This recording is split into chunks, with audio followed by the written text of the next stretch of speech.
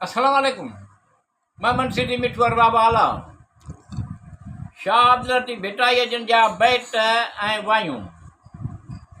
हिक अखर ते बैटबाज़ी पार्ट नंबर 63 मुरतब मोहम्मद सिद्दीक मिठवर बाबा आला।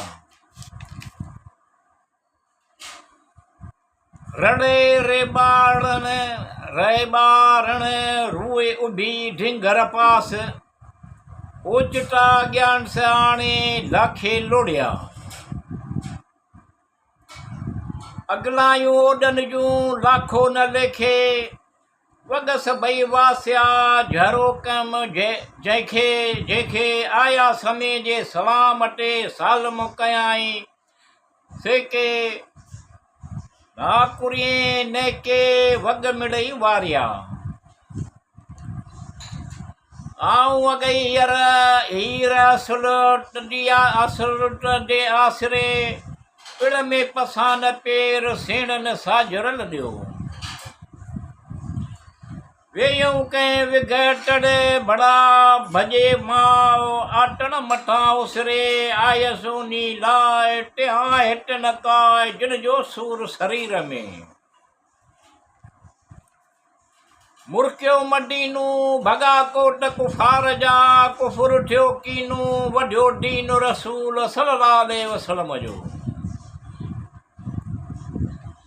विढावेरी वाट में छही छोड़े ओ भायो पुटन लाइ रंद वठियो रोए रंद वठियो रड़े लिखियो ॿियो लोड़े जो आयुन ॾांहुं अजल जो विढावेरी वाट में छहे छोड़े ओ भायो पुटन लाइ रंद वठियो रड़े लिखियो पियो लोड़े जो आयन ॾींहुं अजल जो वेर वरंदी वेसरा उठी टोए तलब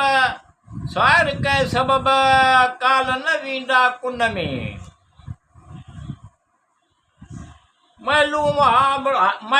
हाल हबीब मूंखे दर्द कॾीमी वो दर्द जदीदी वो हुब हबीबी वो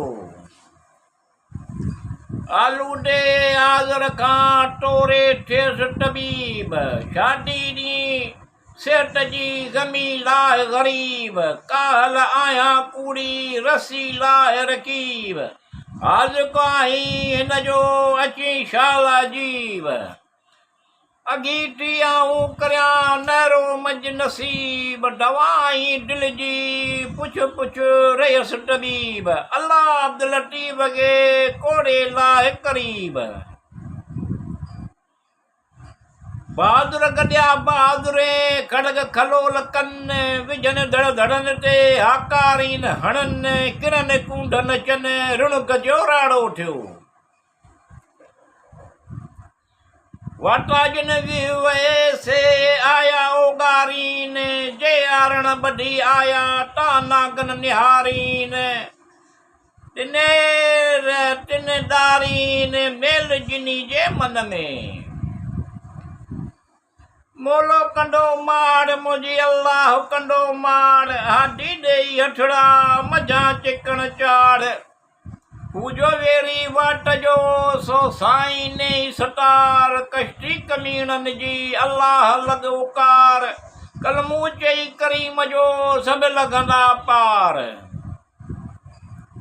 रड़ी रे ॿारण रूए उभी ढिंगर वटि वसीला मूं वटि आणे लाखे लोड़िया अॼु न पखी घर आया थी न वाहेरीअ जी वेर सिजल सांझी थियो मथां थी मुंहुं मेर कंहिं टमारीअ मारिया थिया ढॾीअ मंझि ढेर अॾियूं अब्दुल लतीफ़ चए ख़ुदा बि करे ख़ैर रड़ेरी ॿारण रूए उभे ढिंगर भरे केसां भाउ हो करे आणे लाखे लोड़िया एकाएक रीत जीअं सजन बछलिया न वेखो काठ की प्रीत जीअं जग फिटा सारे मुआ अजो जे अॻु आयसि पंहिंजे पीर जो, सौंट न सभाॻो लॻे जिन आर कयो।